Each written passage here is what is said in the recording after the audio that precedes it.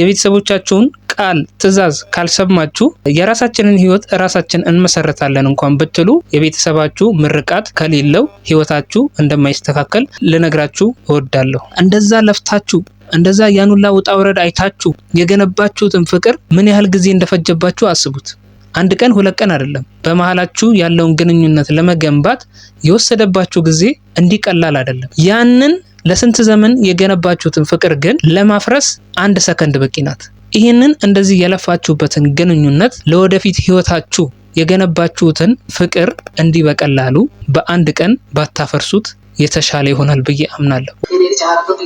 ሙሼ በብሩክ ምን ያህል እንደምትተማመን ምን ያህል በብሩክ እርግጠኛ እንደሆነች በዛሬው ቪዲዮ ነው ያየው። እኔ ራሱ እጠራጠር ነበር። ምናልባት ብሩኬ ከእዩ ጋር ባለፈው ሲገናኝ የሆነ ነገር ተፈጥሮ ይሆናል ብዬ ገምቻለሁ። ምክንያቱም እዩ ተራሰው አይደለችም። ይህንን ማስተዋል አለባችሁ። ምክንያቱም ቤተሰብ እዩ የቀድሞ ፍቅረኛው ነች። የቀድሞ ፍቅረኛ ከሆነች ደግሞ በመሃላቸው የሆነ ስሜት የሆነ መፈላለግ ያለፈም ቢሆን ይኖራል። ከዛ አንፃር ነው እዩ ሆድ ውስጥ ያለው ልጅ የብሩኬ ሊሆን ይችላል ብዬ የጠረጠርኩበት ምክንያት እዩ የድሮ ፍቅረኛው ስለሆነች ነው እንጂ እዩ ኖርማል ሴት ብትሆን ኖሮ ከሌላ ሰው ጋር ቢሆን ብሩኬን መጠርጠር በጣም ከባድ ነው። ምክንያቱም ብሩኬ ለሃይሚ ምን ያህል እንደሚታመንላት ሁላችንም እናውቃለን። ስለዚህ ቤተሰብ ብሩኬ ይህንን ጉዳይ ፈጽሞታል ወይስ አልፈጸመውም የሚለው ጉዳይ እንዳለ ሆኖ ጥርጣሬ ሊፈጥር የቻለው ብሩኬ እዩን አግኝቻታለሁ ማለቱ እሱ ነገሩ ነው። ሌላው ደግሞ ከሃይሚ ጋር በዛ ሰሞን ጥሩ ላይ አልነበሩም። በዛ አጋጣሚ እዩን ማግኘቱ ምናልባት ተናዶ ብሩኬ በንዴት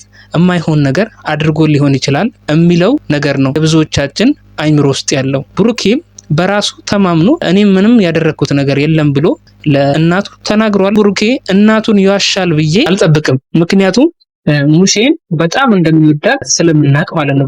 ሙሼን ከዋሸ ምን ያህል እንደምታዝንበት ስለሚያቅ ሙሼን ይዋሻል ብዬ አላምንም። ስለዚህ ሃይሚ እምነግርሽ ነገር አለ። ብሩኬ ለሙሼ ውሸት እንደማያወራ ተረጅና ነገሮችን ቀለል ለማድረግ ሞክሪ። በውስጥሽ ያለውንም ጭንቀት ለመቀነስ ሞክሪ።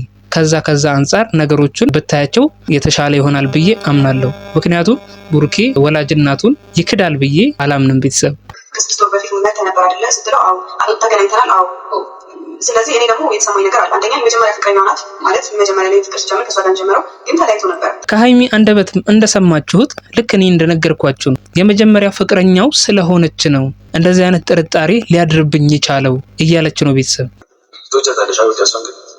እንዳንተ ነው ማለት ሙሼ ሃይሚን በጣም ነው የምትወዳት። እንደ ብሩክ ነው የምታያት፣ ልክ እንደ ልጇ ማለት ነው። ምን ያህል ሃይሚ ለብሩክ እንደምታስፈልገው ሙሼ በደንብ ጠንቅቃ ታውቃለች። የሃይሚና የብሩክ ጥምረት ለቤተሰቦቻቸው በጣም አስፈላጊ ነገር ነው። ይህንን ልትገነዘቡ ይገባል። ምክንያቱም የድሮ ፍቅረኛው ስለሆነች እንደነገርኳችሁ፣ ብሩኬ ደግሞ እውነት አለው። ብሩኬ አላደረኩም እያለ ነው። ምክንያቱም የራሱን እውነት እሱ ስለሚያውቅ አለማድረጉን ያቃል ማለት ነው። እያጋጫቸው ያለው የብሩኬ ትልቅ እምነትና የሃይሚ ትልቅ ምክንያታዊነት ነው።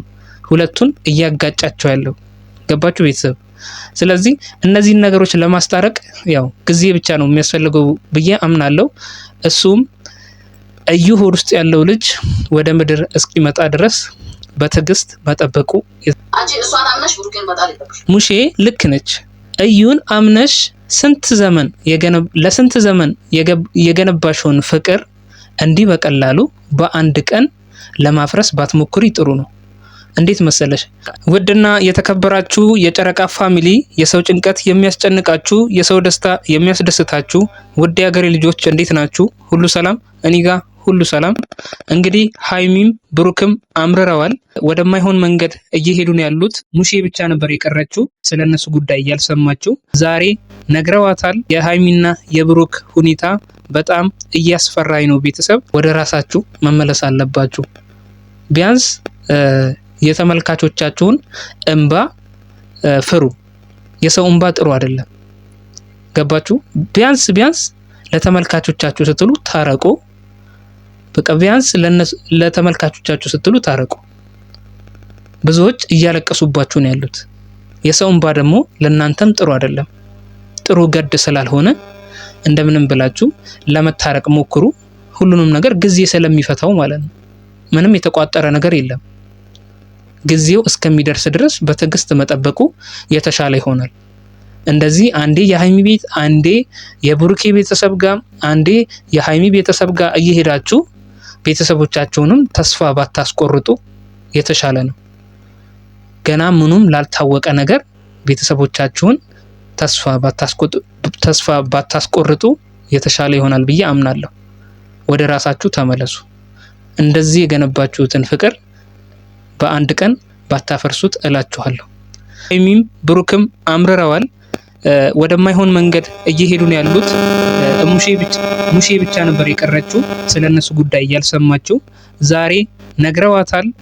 የሀይሚና የብሩክ ሁኔታ በጣም እያስፈራኝ ነው። ቤተሰብ በጣም ጸሎት ያስፈልገዋል። በጣም ነው የምትወዳት። ልክ እንደ ብሩክ ነው የምታያት፣ ልክ እንደ ልጇ ማለት ነው። ገባችሁ? ምክንያቱም ሙሼ ሀይሚን ካጣች ምን ያህል እንደምትጎዳ ምን ያህል ሀይሚ ለብሩክ እንደምታስፈልገው ሙሼ በደንብ ጠንቅቃ ታውቃለች። የዛሬው ቪዲዮ ይህን ይመስላል። በሌላ ቪዲዮ እንገናኛለን። ቻው።